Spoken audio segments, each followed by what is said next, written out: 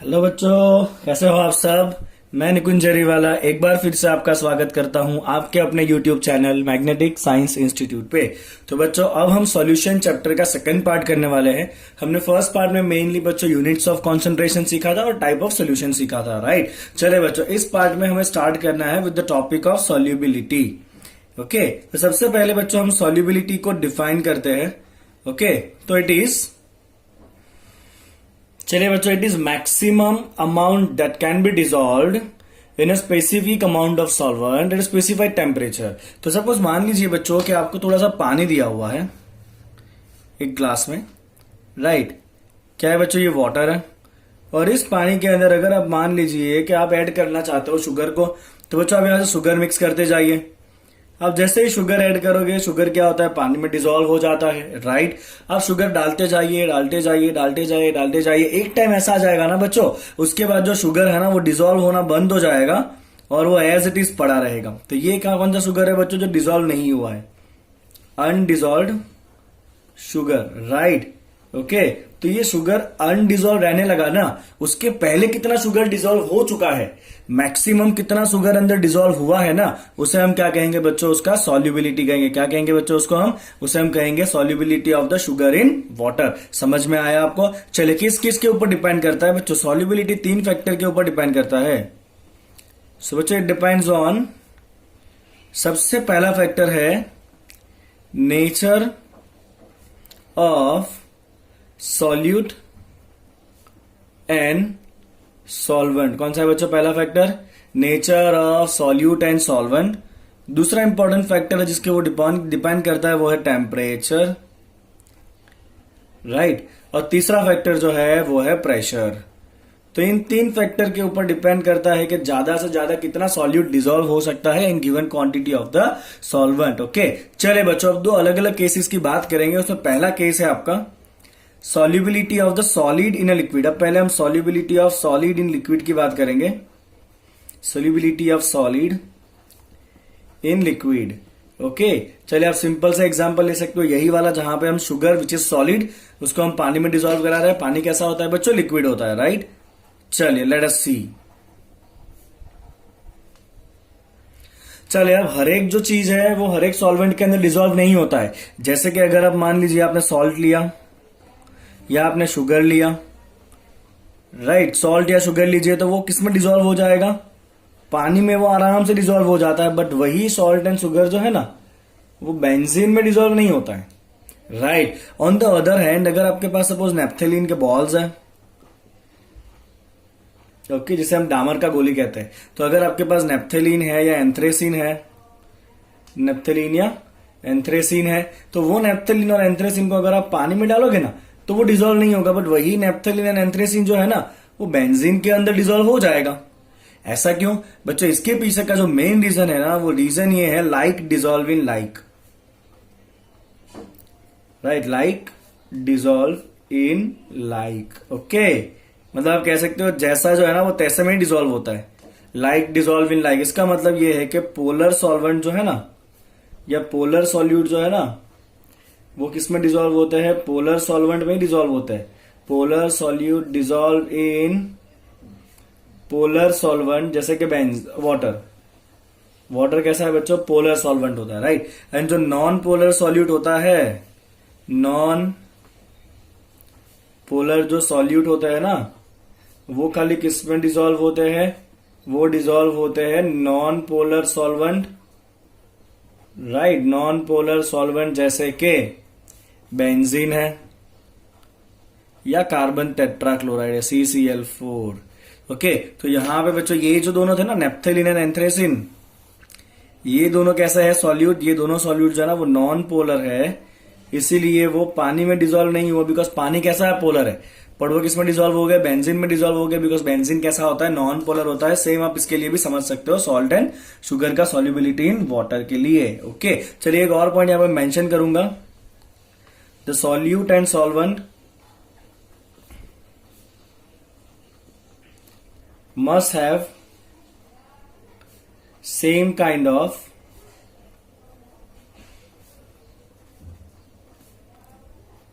interaction forces, तभी वो dissolve होने देगा, राइट। ओके, तो हमने जो 3 फैक्टर लिखे थे ना कि solubility depends on nature of the solute and solvent, तो ये वाला पॉइंट हो गया कि like dissolve in like. Okay, या जो सॉल्यूट एंड सॉल्वेंट है उसके अंदर इंटरेक्शन फोर्स कैसे होने चाहिए, सेम होने चाहिए, या आप याद रख सकते हो polar dissolve in polar, non polar dissolve in non polar. Okay, चले बच्चों अब इसके लिए आगे देखते हैं हम। चले बच्चों, अब आप जब सॉलिड को डिसॉल्व कराना चाहोगे लिक्विड में तो 2 चीजें एक साथ होती है। When the solid dissolve in liquid, तो आपने जो सॉल्यूट लिया है वो कैसा है बच्चों, सॉलिड फॉर्म में।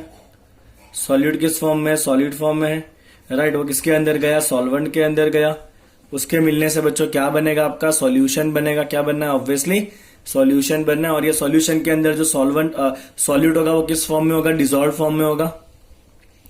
It contain what, dissolved solute. अब सिंपल सा वो शुगर का एग्जांपल ले सकते हो कि सॉलिड शुगर को पानी में डाला तो शुगर जो है वो डिसॉल्व हो चुका है, ठीक है ना। तो यहाँ पे जो सॉल्यूट डिसॉल्व हो रहा है, सॉल्यूशन में जा रहा है, उस प्रोसेस को हम कहते हैं बच्चों, इसको हम कहते हैं डिसोल्यूशन। क्या कहते हैं इसको हम, डिसोल्यूशन। ओके, अब क्या होगा बच्चों, तो अब यहां पे ऐसा होगा कि ये जो डिसॉल्व हुए सॉल्यूट पार्टिकल है ना, वो डिसॉल्व हुए सॉल्यूट पार्टिकल ये सॉलिड सॉल्यूट पार्टिकल के साथ जैसे टकराएंगे ना, तो वो डिसॉल्व हुए सॉल्यूट पार्टिकल वापस क्या हो जाएंगे, सेपरेट हो जाएंगे। वापस क्या हो जाएगा, वो सॉलिड फॉर्म में सेपरेट हो जाएगा। मतलब रिएक्शन कहां जाना है, रिवर्स जाने वाला है, राइट। तो रिवर्स का मतलब क्या है कि यहां पे जो डिसॉल्व हुआ सॉल्यूट था वो वापस जो है वो सॉलिड फॉर्म में आ गया, राइट। तो इस प्रोसेस को हम कहेंगे क्रिस्टलाइजेशन। क्या कहेंगे बच्चों, इसको हम क्रिस्टलाइजेशन। ओके, चलिए मैं उसको स्पेसिफाई कर देता हूं। क्रिस्टलाइजेशन का मतलब हमने क्या निकाला है, dissolve solute separate out, dissolve solute what, separate out on colliding with solid solute, right. Clear आपको, चलिए आगे बढ़ते हैं अब। तो यहां पे बच्चों दोनों चीजें एक साथ में होती रहेगी। सॉलिड डिसॉल्व होता रहेगा, डिसॉल्व हुआ जो है वो क्रिस्टलाइज होकर वापस सॉलिड होता रहेगा। अब एक स्टेज ऐसा आ जाएगा, एट वन स्टेज, एक स्टेज बच्चों ऐसा आ जाएगा जब ये जो रेट्स है ना, किसके रेट, रेट ऑफ डिसोल्यूशन, मतलब जितने रेट से डिसोल्यूशन हो रहा है ना, और जो रेट ऑफ क्रिस्टलाइजेशन है, रेट ऑफ क्रिस्टलाइजेशन है, राइट, वो दोनों के जो रेट है ना वो कैसे हो जाएंगे, सेम हो जाएंगे। मतलब अब जितना रिएक्शन फॉरवर्ड जा रहा है उतना ही रिएक्शन उतनी स्पीड से कहां आ रहा है, वापस क्रिस्टलाइज होकर रिवर्स भी आ रहा है। ओके, तो जब ये आपका अचीव हो गया ना, rate of dissolution and rate of crystallization same हो गया ना, उस टाइम के ऊपर क्या होगा, एट दैट टाइम अब सॉल्यूट मैक्सिमम डिसॉल्व हो चुका है। Solute is dissolve in maximum quantity, इससे ज्यादा सॉल्यूट अब डिसॉल्व नहीं हो सकता है। समझ में आ रहा है आपको, क्योंकि अब क्या हो चुका है, आप सपोज मान लीजिए कि ये एक बार स्टेट अचीव हो गया, उसके बाद आपने 4 पार्टिकल सॉलिड के डाले ना, तो उतने ही 4 पार्टिकल अगर डिसॉल्व होंगे तो वही 4 पार्टिकल वापस क्या हो जाएंगे, सॉलिड फॉर्म में भी आ जाएंगे। मतलब अभी यही सॉल्यूशन के अंदर पार्टिकल में कोई चेंज आने वाला नहीं है। ओके, और ऐसा सॉल्यूशन को हम क्या कहेंगे, ऐसा सॉल्यूशन जिसके अंदर मैक्सिमम सॉल्यूट डिसॉल्व हो चुका है उसे हम कहते हैं, it is called as saturated solution. क्या कहेंगे बच्चों इसको हम, it is called as saturated solution. और जो सॉल्यूशन सैचुरेटेड है ना, उसका कॉन्सेंट्रेशन कैसा होता है, मैक्सिमम होता है। कैसा होता है उसका कॉन्सेंट्रेशन, मैक्सिमम होता है, उससे ज्यादा डिसॉल्व कराना पॉसिबल होता नहीं है। और अनसैचुरेटेड का मतलब क्या होगा बच्चों, अनसैचुरेटेड मतलब ऐसा सॉल्यूशन जिसके अंदर आप और सॉल्यूट को डिसॉल्व करा सकते हो। क्लियर आपको इतना, सैचुरेट सॉल्यूशन क्या होता है, सैचुरेट सॉल्यूशन का मतलब क्या है, जब rate of dissolution and rate of crystallization same हो जाएगा, उस टाइम पे क्या होगा कि जो सॉल्यूट डिसॉल्व हुआ है उसका कॉन्सेंट्रेशन कैसा हो जाएगा, मैक्सिमम, और उस सॉल्यूशन को हम क्या कहेंगे बच्चों, सैचुरेटेड सॉल्यूशन कहेंगे। क्लियर, चलिए आगे देखते हैं। और ये जो मैक्सिमम कॉन्सेंट्रेशन है ना बच्चों, उसको हम एक और नाम से जानते हैं। क्या नाम है उसका, सॉल्युबिलिटी। क्या नाम है बच्चों इसका, सॉल्युबिलिटी नाम है, राइट। और ये मैक्सिमम कॉन्सेंट्रेशन या जो सॉल्युबिलिटी है वो किस किस फैक्टर पे डिपेंड करता है बच्चों, तो सॉल्युबिलिटी डिपेंड्स ऑन, चलिए एक तो हमने ऑलरेडी देख लिया है, कौन सा था पहला factor, nature of solute and solvent. कौन सा था पहला factor, nature of solute and solvent, जो भी हमने आगे देखा ना, like dissolve in like. Okay, चलिए दूसरा जो है ना वो है टेम्परेचर। अब ये सॉलिड का ही बात कर रहे हैं, हम बात कर रहे हैं solid dissolve in liquid, right, ध्यान रखिएगा। तो टेम्परेचर पे क्या डिपेंड करता है बच्चों? तो बहुत सिंपल है, टेम्परेचर पे डिपेंड इसलिए करेगा बिकॉज यहाँ पे इक्विलिब्रियम एस्टैब्लिश हो रहा है।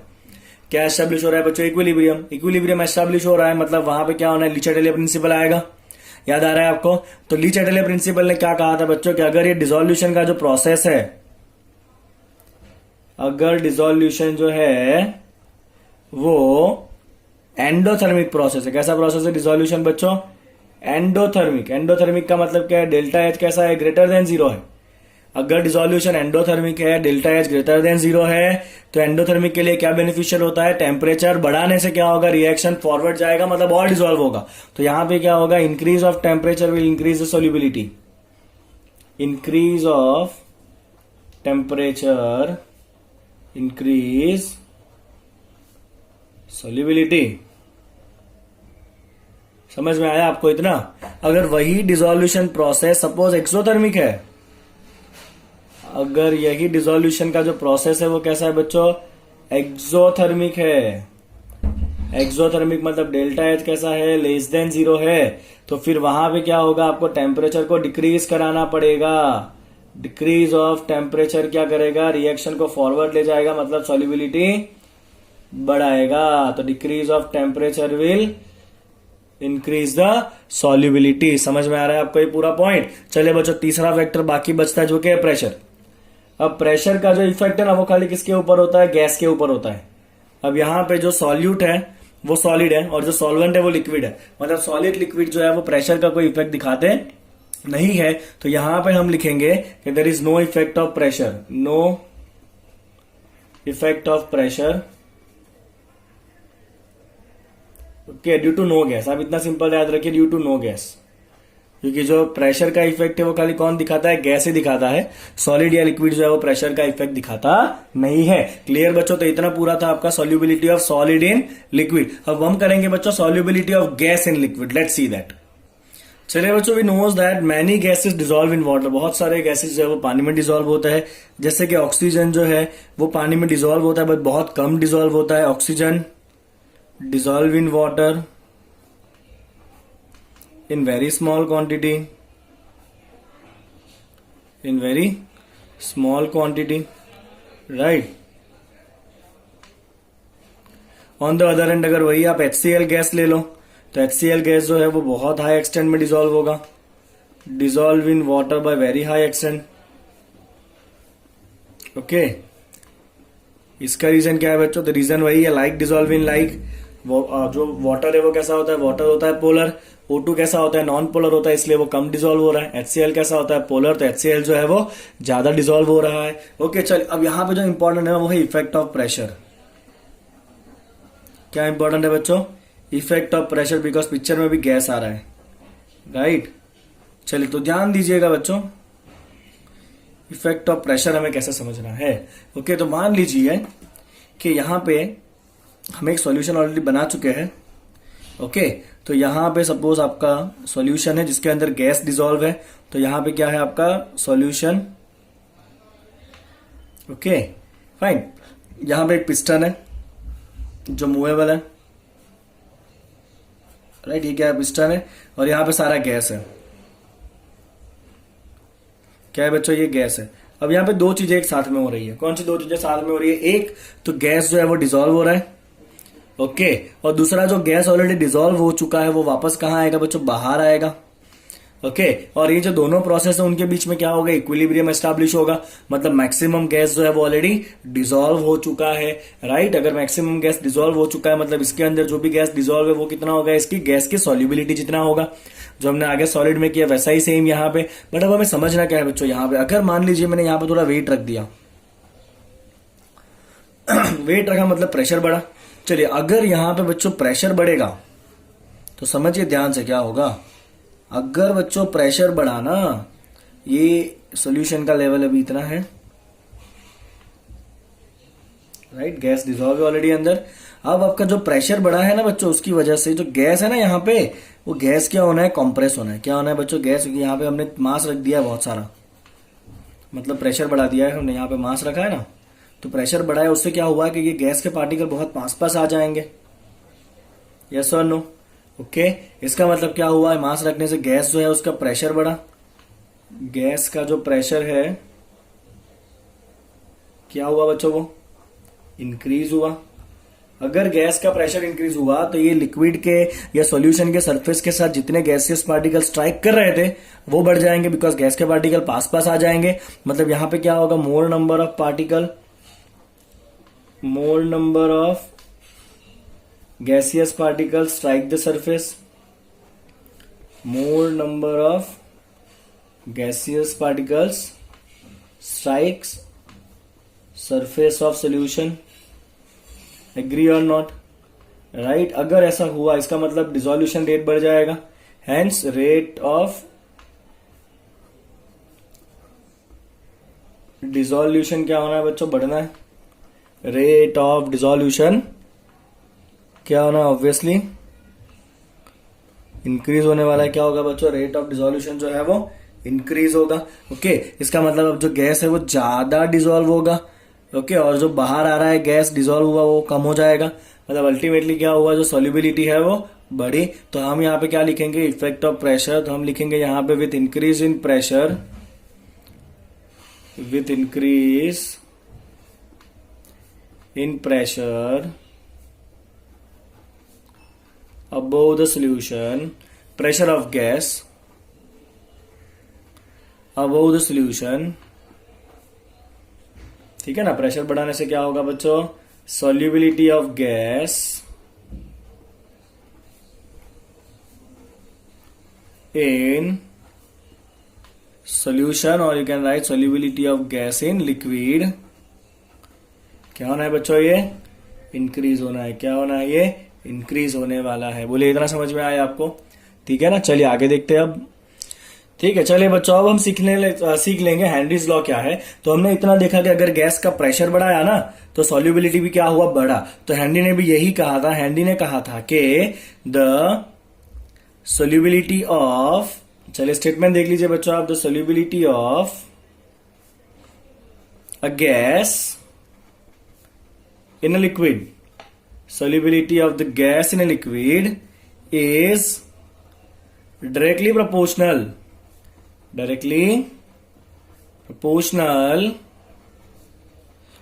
to the partial pressure of the gas, to the partial pressure of gas above the surface of liquid, above the surface of liquid। चलिए बच्चों, अगर इस स्टेटमेंट को मैं एकदम शॉर्ट में लिखूं ना तो मैं इसको ऐसे लिखूंगा कि solubility of gas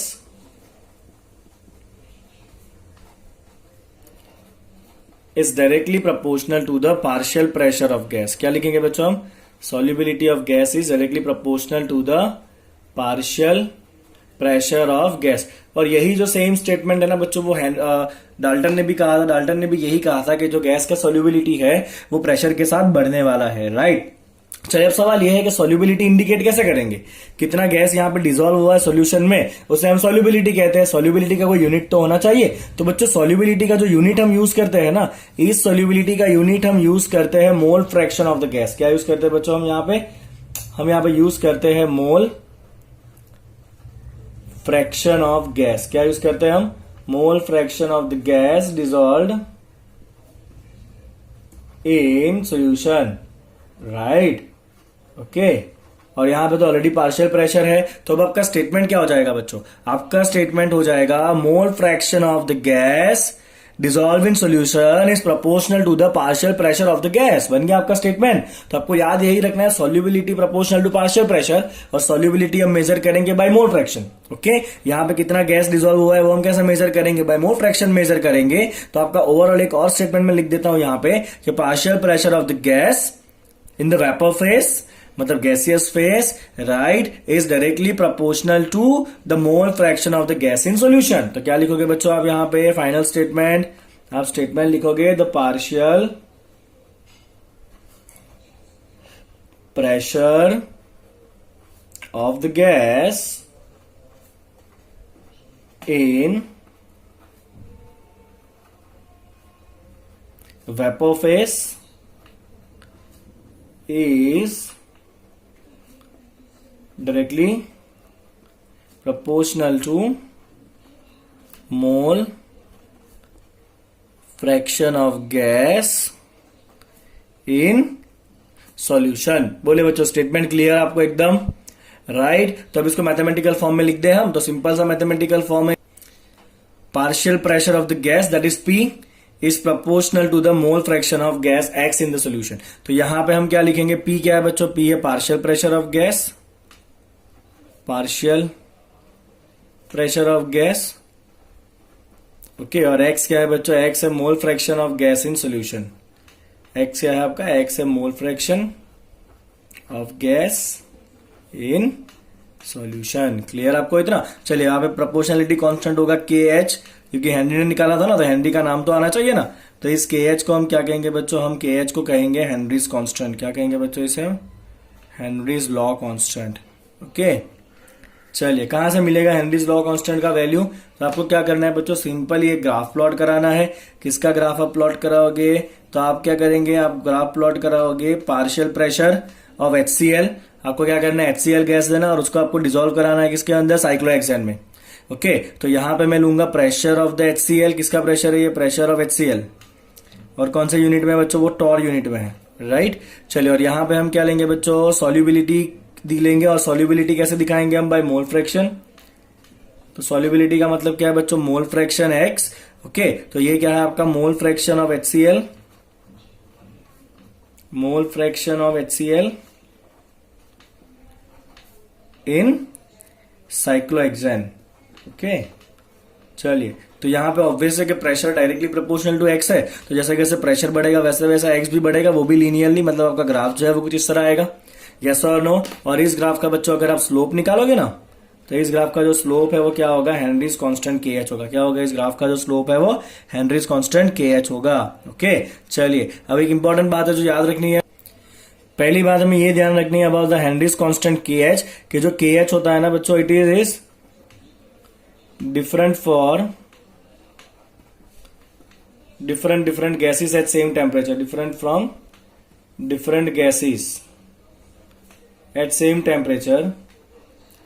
मतलब KH किस पे डिपेंड करता है, गैस के नेचर के ऊपर भी डिपेंड करता है। मतलब KH depends on nature of gas, KH depends on what, nature of gas. That's the first thing. और दूसरी और बहुत इंपॉर्टेंट बात ये है कि जो KH है ना बच्चों, वो डायरेक्टली प्रोपोर्शनल टू होता है टेम्परेचर। KH क्या होता है, डायरेक्टली प्रोपोर्शनल होता है टेम्परेचर के। अगर टेम्परेचर बढ़ेगा तो KH बढ़ेगा। अब एक और बात देखिए बच्चों, यहाँ पे अब इक्वेशन देखिए, P equal to KH into X। ये X क्या है, आपका सोल्यूबिलिटी है। अगर आपने प्रेशर को कांस्टेंट रखा है, प्रेशर कितना रखा है आपने, कांस्टेंट रखा है राइट। और अगर आप टेम्परेचर बढ़ाओगे तो टेम्परेचर बढ़ाने से क्या होना है, KH वैल्यू बढ़ना है। यस और नो। अगर KH वैल्यू बढ़ेगा, प्रेशर तो कांस्टेंट है राइट। अगर KH वैल्यू बढ़ा तो ऑब्वियसली X क्या हो जाएगा, कम हो जाएगा, तभी उसका मल्टीप्लीकेशन जो है वो सेम रहेगा। यस और नो। तो हम क्या एक और स्टेटमेंट याद रखेंगे, हम याद रखेंगे KH जो है ना वो इनवर्सली प्रोपोर्शनल टू होता है सॉल्युबिलिटी, क्योंकि जितना KH ज्यादा होगा उतना सॉल्युबिलिटी क्या होता है बच्चों, कम होता है। जितना KH ज्यादा होगा उतना सॉल्युबिलिटी क्या होगा, कम होगा। तो टेम्परेचर के साथ KH बढ़ेगा और सॉल्युबिलिटी क्या होने वाली है, घटने वाली है राइट। तो अगर आप ऑक्सीजन और नाइट्रोजन के लिए खाली एग्जाम्पल लेके करें ना, तो ऑक्सीजन और नाइट्रोजन का अगर आप KH वैल्यू लिखे, ऑक्सीजन एंड नाइट्रोजन के लिए आप अगर KH वैल्यू लिखोगे ना राइट, तो KH वैल्यू फॉर ऑक्सीजन है आपका 34.86 और नाइट्रोजन के लिए यही KH वैल्यू है आपका 293 केल्विन के ऊपर 76.48 राइट। चलिए तो बताइए दोनों में से किसका KH बड़ा है, नाइट्रोजन का KH जो बड़ा है। तो अगर आप सॉल्युबिलिटी की बात करोगे तो सॉल्युबिलिटी किसकी ज्यादा होगी, इसका KH बड़ा है उसकी सॉल्युबिलिटी कम हो जाएगी। तो नाइट्रोजन की सॉल्युबिलिटी क्या होती है, ऑक्सीजन से कम होती है एट दैट 393 या 293 केल्विन टेम्परेचर। बोले क्लियर आपको इतना जो लॉजिक मैंने समझाया वो। चले बच्चों application of the Henry's law. सबसे पहला ये है, bottle of the soda water and soft drinks are sealed under the high pressure to increase the solubility of CO2। तो बेसिकली जो सोडा वाटर होता है ना, उसके अंदर कुछ नहीं होता है, उसके अंदर क्या होता है, पानी के अंदर CO2 गैस को डिसॉल्व किया होता है। अब लॉ क्या कहता है कि CO2 गैस या कोई भी गैस तभी ज्यादा डिसॉल्व होगा जब उसका प्रेशर ज्यादा हो। तो इसीलिए जब गैस को क्या करा जाता है, सील करा जाता है, बोतल को सील करेंगे तब उसको हाई प्रेशर पे सील करते हैं ताकि जो CO2 गैस हो ना वो ज्यादा अमाउंट में अंदर डिसॉल्व हो जाए। और इसीलिए जब बोतल को आप खोलोगे ना तो गैस जो है वापस कहाँ आने की ट्राई करता है, बाहर आने की ट्राई करता है एज अ बबल। क्योंकि जैसे आपने बोतल को खोला तो प्रेशर जो है वो ऊपर कम हो गया, प्रेशर कम हुआ मतलब गैस जो है वापस कहाँ आ जाएगा, बाहर आ जाएगा। तो जो बोतल है उसको कैसे भरे जाते हैं, अंदर हाई प्रेशर भरे जाते हैं। ओके, सोडा वाटर कैसे भरे जाते हैं, अंदर हाई प्रेशर। ठीक है, चलिए next is very very very important, आपको ये मेन पॉइंट याद रखना, दैट इज बैंड्स। चलिए बैंड्स क्या कंडीशन है समझिएगा बहुत ध्यान से।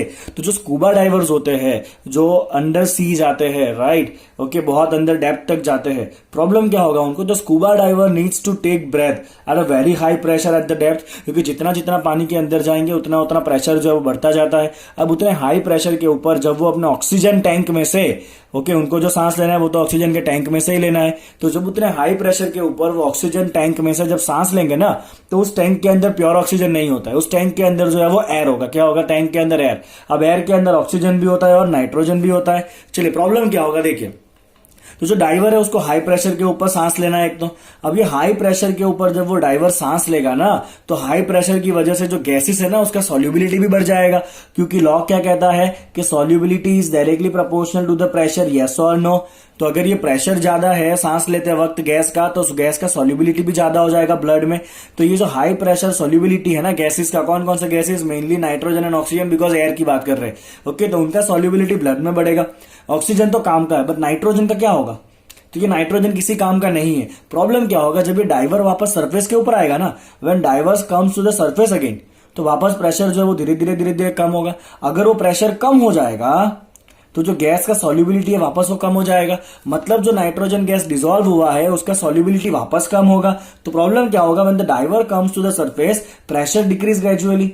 अगर प्रेशर डिक्रीज हुआ तो जो नाइट्रोजन डिसॉल्व हुआ है वापस क्या होगा, रिलीज होगा। This release dissolve gas is nitrogen and leads to the formation of the bubbles of nitrogen. अगर वो नाइट्रोजन गैस डिसॉल्व हुआ है वापस वो रिलीज हो रहा है तो वो गैस के फॉर्म में, मतलब बबल्स के फॉर्म में बाहर आने की ट्राई करेगा, तो वो क्या बनाएगा, formation of the bubbles of nitrogen in the blood.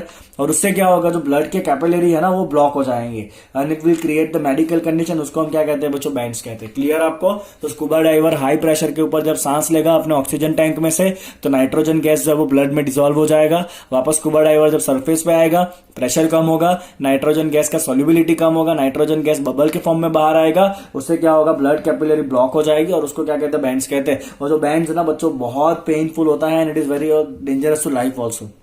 चलिए करेंगे क्या, इसको करने के लिए हम क्या करते हैं कि स्कूबा डाइवर के बच्चों जो टैंक है ना उसमें नाइट्रोजन का कॉन्सेंट्रेशन कम कर दिया जाता है। To avoid the toxic effect of the high concentration of the nitrogen, the tanks use by the scuba divers are filled with air, but उस एयर में 100% एयर नहीं होगा, it is diluted with helium.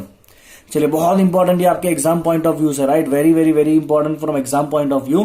तो उसमें क्या होता है, scuba diver में 11.7% हीलियम होगा, 56.2% नाइट्रोजन होगा एंड 32.1% क्या होता है, ऑक्सीजन होता है। 11.7% हीलियम, 56.2% नाइट्रोजन एंड 32.1% क्या होगा बच्चों, साथ में ऑक्सीजन गैस होता है। एंड वेरी इंपॉर्टेंट ये हीलियम का यूज क्या है, तो हीलियम जो है ना एक तो उसका सॉल्युबिलिटी हाई है और उसका जो साइज होता है ना वो कैसा होता है, छोटा होता है।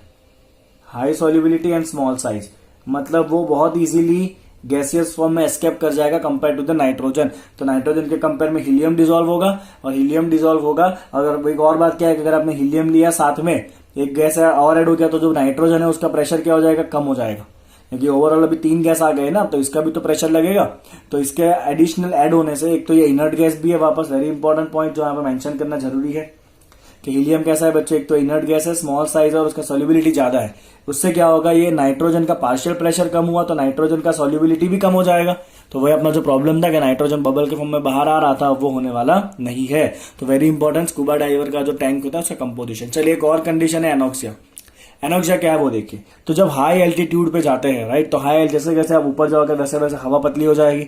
हवा पतली हो जाएगी मतलब जो भी ऑक्सीजन गैस है उसका पार्शियल प्रेशर कम हो जाएगा। तो at high altitude partial pressure of oxygen is less. अगर पार्शियल प्रेशर कम हो गया, अगर प्रेशर कम हो गया बच्चों तो ऑक्सीजन का सॉल्युबिलिटी भी क्या होना है, कम हो जाना है। Okay, this leads to the low concentration of oxygen in blood, क्योंकि सॉल्युबिलिटी कम हो गया है तो ब्लड और टिश्यूज के अंदर ऑक्सीजन का जो कॉन्सेंट्रेशन है वो कम हो जाएगा।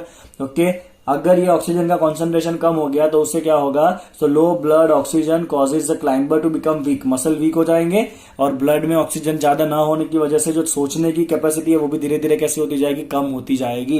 And this condition is called as what, anoxia. Clear. तो बच्चे इतने बहुत इंपॉर्टेंट जो है वो आप कह सकते हो application of the Henry's law. Clear आपको इतना। चले बच्चों, अब देखेंगे हम इफेक्ट ऑफ टेम्परेचर। टॉपिक कौन सा चल रहा है बच्चों, टॉपिक चल रहा है आपका solubility of gases in liquid. चलिए उसमें टेम्परेचर का इफेक्ट क्या होगा। तो बेसिकली होगा क्या बच्चों, आपके पास गैस के फॉर्म में है और वो गैस क्या हो रहा है बच्चों, डिसॉल्व हो रहा है। ठीक है ना, मतलब वो गैस कहाँ चला जाएगा, सॉल्यूशन में चला जाएगा। तो आप ऐसा कह सकते हो कि जो पहले गैस था वो सॉल्यूशन में चला गया, मतलब लिक्विड हो गया। तो गैस अगर लिक्विड हो रहा है मतलब ये प्रोसेस का नाम क्या होता है बच्चों, कंडेंसेशन होता है। तो ये प्रोसेस जो है वो सिमिलर है किसके, कंडेंसेशन के सिमिलर है। और कंडेंसेशन प्रोसेस कैसा होता है बच्चों, एक्सोथर्मिक होता है, वो हीट को ऑलवेज रिलीज करता है, एक्सोथर्मिक प्रोसेस। चलिए अब जब भी ये डिसोल्यूशन होता है, राइट, तो सॉल्युबिलिटी के अंदर ऑलवेज प्रोसेस कैसा होता है बच्चों, रिवर्सिबल होता है। और उसमें क्या होगा, इक्विलिब्रियम एस्टैब्लिश होगा। तो कौन सा प्रिंसिपल पिक्चर में आ जाएगा, ली चैटेलियर आ जाएगा, ली चैटेलियर प्रिंसिपल, राइट। समझिए चलिए क्विकली इसको। तो ली चैटेलियर प्रिंसिपल के हिसाब से रिएक्शन कैसा है आपका, एक्सोथर्मिक है। एक्सोथर्मिक में अगर आप टेम्परेचर बढ़ाओगे तो रिएक्शन कहां जाता है, रिवर्स चला जाएगा। क्योंकि एक्सोथर्मिक में डिक्रीज ऑफ टेम्परेचर बेनिफिशियल होता है, इंक्रीज ऑफ टेम्परेचर से रिएक्शन कहां जाता है, रिवर्स जाता है। तो यहां पे अगर आपने बच्चों टेम्परेचर बढ़ाया तो रिएक्शन कहां जाएगा, रिवर्स जाएगा। रिवर्स जाएगा मतलब जो गैस डिजोल्व हुआ है वापस वो कहां चला आएगा, बाहर चला आएगा, राइट। सो ली चैटेलियर प्रिंसिपल के हिसाब से if you increase the temperature what will happen, solubility will decrease, क्योंकि रिएक्शन रिवर्स चला जाएगा, सॉल्युबिलिटी विल डिक्रीज। तो हम यहाँ पर सिंपल सा स्टेटमेंट लगाएंगे बच्चों कि जो सॉल्युबिलिटी है गैस का, right, that is inversely proportional to the temperature. Solubility is inversely proportional to the temperature. इसीलिए सपोज मान लीजिए कि आपने एक कंटेनर के अंदर बच्चों पानी लिया है, राइट, क्या इसके अंदर वाटर है। और जैसे ही बच्चों आप वाटर को गर्म करोगे ना, पानी को, जैसे ही बच्चों आप पानी को गर्म करोगे क्या होगा पता है आपको, सरफेस के ऊपर छोटे छोटे बबल बनेंगे, राइट। क्यों ऐसा होता है, क्योंकि जैसे ही आपने इस पानी को गर्म किया, पानी को अगर आप गर्म करोगे तो गैस जो डिजोल्व है ऑलरेडी अंदर, ऑक्सीजन है, नाइट्रोजन है, उसका सॉल्युबिलिटी कम हो जाएगा, इनवर्स प्रोपोर्शन है। टेम्परेचर बढ़ा तो सॉल्युबिलिटी कम हो जाएगा, तो जो गैस डिजोल्व है तो वापस गैसियस फॉर्म में आ जाएगा और इसीलिए आपको जो बबल्स है ना वैसे बाहर आते हुए दिखते हैं। यही रीजन है कि जो एक्वेटिक लाइफ होता है ना बच्चों, राइट, मछलियां जो होती है ना, aquatic life, they feel more comfortable, aquatic life feel more comfortable in cold water, right. क्यों, क्योंकि पानी ठंडा है, टेम्परेचर कम होगा। टेम्परेचर अगर कम है तो सॉल्युबिलिटी गैस की ज्यादा होगी, मतलब ठंडे पानी में ज्यादा ऑक्सीजन डिसॉल्व होगा compare to the hot water. The aquatic life feel more comfortable in cold water than in hot water. बोलिए बच्चों, क्लियर आपको इतना पॉइंट। चलिए अब हम देख लेते हैं हेनरीज लॉ के रिलेटेड जो न्यूमेरिकल्स है उनको। चलिए स्टार्ट करेंगे। तो एग्जाम्पल नंबर 2.4 है आपका, if the N2 gas is bubble through the water. तो गैस थ्रू द वाटर मतलब liquid, okay, at 293 kelvin, how many millimoles of nitrogen will dissolve, how many millimole of nitrogen will dissolve. तो ये बच्चा आपका question है, gas dissolve in liquid, yes और no. Okay, चलिए data में क्या क्या दिया है, हमें पानी कितना दिया है, 1 लीटर वाटर दिया है। चलिए पानी का क्वांटिटी कितना है बच्चों, 1 लीटर वाटर है, ठीक है। चलिए और क्या डेटा दिया हुआ है, प्रेशर दिया है, पार्शियल प्रेशर नाइट्रोजन का दिया है। जो नाइट्रोजन गैस हम बबल करा रहे हैं उसका प्रेशर कितना है, 0.987 बार है, ओके। और KH का वैल्यू दिया हुआ है बच्चों, KH का वैल्यू कितना दिया है, 76.48 किलो बार है। किलो का मतलब क्या होता है बच्चों, 10 to the power 3 बार। चलिए इतना डेटा है, हम कौन सा लॉ यूज करेंगे बताइए। चलिए हेनरीज लॉ यूज करें ऑब्वियसली। तो बच्चों जैसे ही हम हेनरीज लॉ यूज करेंगे, क्या कहता है हेनरीज लॉ, तो हेनरीज लॉ कहता है कि pressure P equal to KH into x. चलिए प्रेशर कितना है गैस का, 0.987, KH कितना है बच्चों, 76. 48 इंटू 10⁻³ इंटू एक्स। चलिए ये आपका एक्स कितना आएगा, डिवाइड करेंगे बच्चों, तो डिवाइड करेंगे तो आपका एक्स आ जाएगा 1.29 इंटू 10⁻⁻5 कितना आएगा, 1.29 इंटू 10⁻⁻, यानी एक्स क्या होता है बच्चों, मोल फ्रैक्शन होता है। किसका मोल फ्रैक्शन, जो गैस डिसॉल्व हुआ है, कौन सा गैस डिसॉल्व हुआ है, नाइट्रोजन। तो ये क्या है आपके पास, मोल फ्रैक्शन ऑफ नाइट्रोजन है, mole fraction of nitrogen gas जो डिसॉल्व हुआ है किसके अंदर, पानी के अंदर। That is your x which is equal to 1.29 into 10⁻⁻। चलिए मोल फ्रैक्शन क्या होता है, मोल फ्रैक्शन होता है बच्चों नाइट्रोजन का है ना, तो ये होगा नाइट्रोजन के मोल divide by total mole. Total mole में कौन कौन है बच्चों, पानी है और कौन है, नाइट्रोजन है। समझ में आया आपको, इतना जो मैंने फॉर्मूला लिखा है वो क्लियर आपको ये फॉर्मूला। तो ये जो मोल फ्रैक्शन है ना, मोल of nitrogen by total mole, ये कितना है 1.29 इंटू 10⁻⁻5 है। यस और नो, ओके। चलिए बच्चों आगे बढ़ते हैं। अब पानी का मोल कितना होगा, तो पानी कितना दिया है, 1 लीटर दिया हुआ है, तो हम यहाँ पे लिखेंगे 1 लीटर वाटर, राइट। तो पानी का डेंसिटी आप 1 ले लीजिए, तो 1 लीटर का मतलब क्या हो जाएगा, 1 kg वाटर हो जाएगा। कितना हो जाएगा, 1 लीटर पानी का मतलब 1 kg हो जाएगा। चलिए 1 kg पानी के मोल कितने होते हैं, तो मोल का मतलब क्या होगा बच्चों, गिवन मास जो कितना है 1 kg, that is 1000 gram, divide by पानी का मोलर मास कितना होता है 18 ग्राम पर मोल।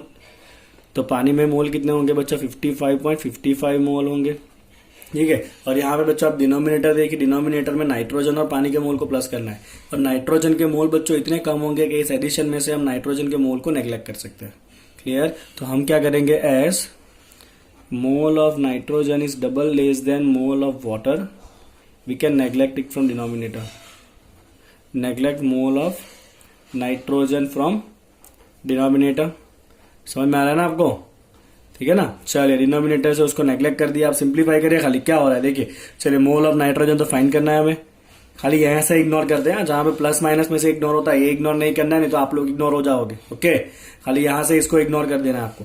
बचा मोल ऑफ वाटर जो हमने ऑलरेडी फाइंड कर लिया है, और ये कितना है 1.29 into 10⁻⁻5। Mole of nitrogen find करना है, पानी का मोल, पानी रे पानी, तेरा मोल कितना 55.55, 1.29 इंटू 10⁻⁻5। चल भाई मल्टीप्लाई कर, तू मल्टीप्लाई करेगा ना दोस्त, तो तेरा आंसर आने वाला है 7.16 इंटू 10⁻⁻4 मोल। हमें आंसर चाहिए किसके अंदर, मिली मोल में चाहिए, तो मिली मतलब 10⁻⁻3 मोल। तो ये तो -4 पावर है ना, तो एक -1 आगे दे दीजिए, कितना हो जाएगा 0.716 होगा। तो आपका आंसर कितना होगा 0.716 मिली मोल। तो इतना नाइट्रोजन जो है ना वो डिसॉल्व होगा मिली मोल में। बोले क्लियर, क्वेश्चन कैसे करना है वो, खाली हेनरीज लॉ अप्लाई करना है, P equal to KH into x, mole fraction मिला, मोल फ्रैक्शन से आपको मोल निकालना है। चलिए अब एक क्वेश्चन जो आपका इंटेक्स के अंदर है, लेट्स सी कौन सा क्वेश्चन है वो इंटेक्स में। तो इंटेक्स का जो पहला क्वेश्चन है ना बच्चों 2.6 है, लेट्स सी। चलिए तो इंटेक्स क्वेश्चन में धमाका है बड़ा सा, क्या धमाका है देखते हैं। क्या कहा है, solubility of H2S gas in water. H2S का सॉल्युबिलिटी है पानी में, कितने कहां पर है ये, STP मतलब स्टैंडर्ड टेम्परेचर एंड प्रेशर। तो प्रेशर कितना होगा, स्टैंडर्ड कितना होता है बच्चों 1 बार होता है, कितना होता है स्टैंडर्ड प्रेशर 1 बार होता है, ठीक है ना। चलिए और ये सॉल्युबिलिटी कितना है, सॉल्युबिलिटी दिया हुआ है 0.195 मोलर, स्मॉल m का मतलब क्या होता है मोलालिटी। तो आपका जो बच्चों सॉल्युबिलिटी है वो सॉल्युबिलिटी कितना है आपका 0.195 मोलर है, और पूछा क्या है, पूछा हेनरीज कांस्टेंट KH कितना होगा। तो मुझे पता है हेनरीज लॉ क्या कहता है बच्चों, हेनरीज लॉ कहता है pressure P equal to KH into x, है ना। प्रेशर है हमारे पास 1 बार, कोई इश्यू ही नहीं है प्रेशर का। तो KH भी हमारे पास है, नहीं कहाँ है KH, KH ही तो फाइंड करना है हमें। एक्स क्या होता है बच्चों, एक्स तो होता है मोल फ्रैक्शन। बच्चे मेरे ध्यान से देख, मोल फ्रैक्शन है अपने फॉर्मूला में, बट यहां पे तो मोलालिटी दिया है, तो क्या करना पड़ेगा, इसको कन्वर्ट करना पड़ेगा। चल कन्वर्ट करते हैं, कैसे करेंगे कन्वर्ट, लेट्स सी। तो अब यहां पे आपको कन्वर्ट करना पड़ेगा किसको, मोलालिटी को कन्वर्ट करना पड़ना है आपको मोल फ्रैक्शन में। चलिए कितना है मोलालिटी बताओ, 0.195 मोलल H2S पानी में सॉल्यूशन है, मतलब एक्वियस सॉल्यूशन। चलिए मोलालिटी का मतलब क्या होता है, मोल इन केजी ऑफ सॉल्वेंट। हाँ बोलो, हाँ हाँ। तो मोलालिटी का मतलब है 0.195 mole of H2S in 1 kg मतलब 1000 ग्राम सॉल्वेंट। मोलालिटी में पर केजी सॉल्वेंट होता है, सॉल्यूशन नहीं होता है। क्या होता है मोलालिटी का, मोल पर 1000 ग्राम ऑफ सॉल्वेंट जो वाटर है, ठीक है ना। चलिए आपको मोल ऑफ सॉल्वेंट, सॉल्वेंट कौन, सॉल्यूट कौन है, H2S है, तो आपके पास N ऑफ H2S कितना मोल है उसका, 0.195 मोल, डायरेक्ट ही मिल गया वो तो। चलिए पानी का भी मोल मिल जाएगा ना, मोल ऑफ पानी, पानी रे पानी तेरा मोल बता, तो पानी कितने ग्राम है, 1000 ग्राम है, डिवाइड बाय पानी का मोलर मास कितना होगा 18, तो पानी का मोल कितना हो गया 55.55 मोल। चलिए अब हेनरीज लॉ अप्लाई कर दीजिए, इसके अंदर जाइए तो pressure P equal to KH into x, pressure कितना लेना है 1 बार लेना है, स्टैंडर्ड है ना। KH तो फाइंड करना है, x किसका जो डिसॉल्व हुआ है, डिसॉल्व कौन हुआ है, H2S डिसॉल्व हुआ है ना। चलिए x ऑफ H2S, H2S का मोल फ्रैक्शन क्या होता है बच्चों, मोल फ्रैक्शन होता है mole of H2S divide by total mole, total mole में कौन है H2S है और कौन है H2O है। बोले आ रहा है ना समझ में, इजी लग रहा है एकदम।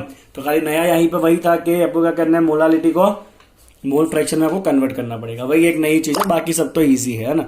चलिए बच्चों आगे देखो फटाफट क्या करना है अभी, तो 1 is equal to KH into, चलिए H2S का मोल कितना है 0.195 डिवाइड बाई टोटल मोल में 0.195 प्लस 55.55, तो आप सिंप्लीफाई कर लीजिए इसको, आपका KH आएगा 0.195 प्लस 55.55 डिवाइड बाई 0.195, और यूनिट क्या होगा आपका, तो वहां यहाँ पे जो यूनिट है वही यूनिट रहेगा, बिकॉज मोल फ्रैक्शन कैसा होता है, यूनिट लेस होता है, तो इसका यूनिट बाहर है तो KH का यूनिट भी क्या होगा यहाँ पे बाहर होगा। आप इसको सिंप्लीफाई करें और बता दीजिए आंसर कितना आ रहा है, वो यहाँ पे हो जाएगा ना, इतना काम तो आपसे है ना। चलिए नेक्स्ट क्वेश्चन देख लेते हैं फटाफट बच्चों, क्वेश्चन नंबर 2.7 में इसका डेटा लिख रहा हूं, लेट्स सी। चलिए बच्चों ये भी इंपॉर्टेंट क्वेश्चन है नंबर 2.7। चलिए क्वेश्चन देखिए, Henry's law constant for CO2 in water, Henry's law constant मतलब KH फॉर CO2 कितना दिया है, KH दिया है आपको 1.67 इंटू 10 टू द पावर कितना है 10 to the power 8 pascal, right. चलिए किसका क्या फाइंड करना है हमें, calculate the quantity of CO2 in 500 ml of soda water, तो सोडा वाटर कितना है बच्चों 500 ml सोडा वाटर है, ओके, विच इज सील्ड और पैक्ड अंडर 2.5 एटमोस्फियर प्रेशर। चलिए कितने प्रेशर में हमने सोडा वाटर को पैक किया, 2.5 एटमोस्फियर सोडा वाटर प्रेशर में अगर CO2 को पैक करेंगे तो कितना CO2 गैस डिसॉल्व होगा वो फाइंड करना है, हम ग्राम में फाइंड करेंगे उसको, ठीक है ना। चलिए तो मुझे दिख रहा है CO2 डिसॉल्व इन वाटर, मतलब यहां पे आपका केस है बच्चों गैस इन लिक्विड, तो मैं सिंपली यूज करने वाला हूं हेनरीज लॉ। क्या यूज करूंगा बच्चों में, हेनरीज लॉ यूज करूंगा। हेनरीज लॉ क्या है, P equal to KH into x, हाँ बोलिए। चलिए प्रेशर कितना है 2.5 एटमोस्फियर है, यूनिट के साथ लिखिएगा, थोड़ा खेल यहां पे आने वाला यूनिट्स का। KH का वैल्यू कितना है 1.67 into 10 to the power 8 pascal में है, into mole fraction of CO2 वो तो पता ही नहीं है। अब यहाँ पे एटमोस्फियर, यहाँ पे पास्कल, बहुत नाइंसाफी है, दोनों तरफ पास्कल में कन्वर्ट करिए। एटमोस्फियर कितना होता है 1.01 into 10 to the power 5 pascal, या एटमोस्फियर को हमने कन्वर्ट कर दिया पास्कल में। चलिए 1.67 into 10 to the power 8 pascal into x of, अब आप पास्कल पास्कल को कट करिए तो आपका मोल फ्रैक्शन ऑफ CO2 कितना आ रहा है बताइए। चलिए गिनिए, कैलकुलेट करिए, तो ये होगा बच्चों आपका 2.5 into 1.01 into 10 power 5 divide by 1.67 into 10 to the power 8। चलिए बताइए कितना आ रहा है ये, तो ये आपका आ जाना है बच्चों 0.00151 मोल CO2। चलिए बच्चों ये मोल में आ गया, आप इसको ग्राम में कन्वर्ट कर सकते हो क्या, नहीं, ये क्या है बच्चों मोल फ्रैक्शन है, क्या है ये मोल फ्रैक्शन में। चलिए मोल फ्रैक्शन क्या होता है बच्चों, mole of CO2 divide by total mole, total mole में कौन कौन होगा, वाटर होगा और साथ में कौन होगा CO2 होगा, कितना ये 0.00151 है, समझिएगा बहुत ही ज्यादा ध्यान से। चलिए मोल ऑफ CO2 जो है वो बहुत कम होगा बिकॉज फ्रैक्शन बहुत छोटा है, तो mole of CO2 is double less than mole of water, तो यहां से हम मोल ऑफ CO2 को इग्नोर करेंगे, तो आपका जो मोल ऑफ CO2 आ गया बच्चों वो कितना आ गया 0.00151 इंटू मोल ऑफ वाटर। चलिए वाटर का मोल कैसे निकालोगे, तो देखिए आपको सोडा वाटर कितना दिया है बच्चों, सोडा वाटर आपको दिया है 500 ml, तो हम क्या करेंगे पानी का डेंसिटी कितना ले लेंगे 1, तो 500 ml वाटर का मतलब क्या हो जाएगा, अगर डेंसिटी 1 है तो 500 ml का मतलब क्या हो जाएगा बच्चों 500 ग्राम हो जाएगा, यस और नो। ओके, अगर क्वेश्चन में डेंसिटी नहीं दिया है तो फिर आपको ऑब्वियसली डेंसिटी कितना लेना है 1 ही ले लेना है। तो ये मोल कितना होगा आपका, मोल ऑफ वाटर कितना होता है बच्चों, मोल होता है आपका given mass divide by molecular mass. चलिए बच्चों कितना होगा बताइए, तो ये आपका हो जाएगा 500 डिवाइड बाय 18 दैट इज 27.78 मोल पानी है आपके पास। चलिए तो यहाँ पे N ऑफ H2 कितना है आपका 27.78 मोल है। चलिए आप इसको इंटू करिए, कितना होगा बच्चों, आप दोनों को इंटू करोगे तो 0.00151, राइट बच्चों। तो आपका आंसर आ जाएगा 0.0419 मोल CO2। समझ में आया आपको हमने क्या किया। तो हेनरीज लॉ से आपको मोल का फ्रैक्शन मिलेगा, ठीक है ना, और उस मोल फ्रैक्शन से आपको क्या करना है बच्चों, मोल निकालना है। अगर आपको मास में चाहिए, अगर आपको मास चाहिए तो क्या करोगे आप, मोल को इंटू मोलिकुलर मास करोगे। चलिए मोलिकुलर मास कितना होता है CO2 का, 44 ग्राम होता है। तो जो मोल है उसको इंटू 44 करिए, आपको ग्राम भी मिल जाएगा। चलिए बच्चों कितना ग्राम आ रहा है यहाँ पे, 1.845 ग्राम CO2 आ रहा है जो डिसॉल्व हुआ है। तो या तो आप अपना आंसर मोल में रखें तो भी चलेगा, इतने मोल CO2, और अगर आप चाहते हो मास में कन्वर्ट करना तो आप मास में भी कन्वर्ट करा सकते हो। क्लियर। तो बच्चों यहाँ पे हेनरीज लॉ कंप्लीट होता है। आई होप कि आपको हेनरीज लॉ पूरा समझ में आ गया है। Please like the video and subscribe the channel. Thank you so much.